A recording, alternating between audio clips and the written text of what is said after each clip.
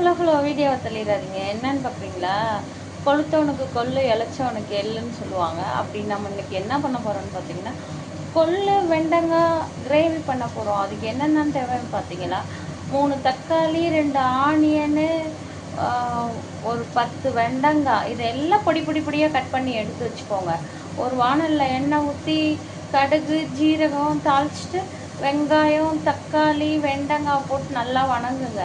வணக்கினதுக்கப்புறம் அதில் உப்பு மஞ்சத்தூள் ஆட் பண்ணிக்கோங்க.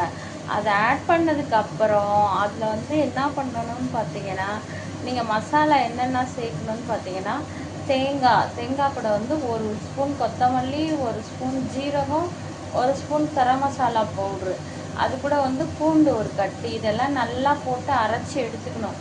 அரைச்சி எடுத்துட்டு அதுக்கப்புறம் என்னன்னு பார்த்தீங்கன்னா, இங்கே பாருங்கள், நான் சொன்னேன் இல்லைங்களா, வெண்டங்காய் தக்காளி வெங்காயம் அவங்க எல்லாம் நல்லா வணங்கிட்டு இருக்காங்களா. இவங்க நல்லா வணங்கினதுக்கப்புறம் நம்ம என்ன பண்ணணும்னா, நைட்டே நான் ஊற வச்சிட்டேன் கொள்ளை, அதை இப்போ வேக வச்சு வச்சுருக்கேன். அந்த கொள்ளை எடுத்து அதில் ஆட் பண்ணோம்.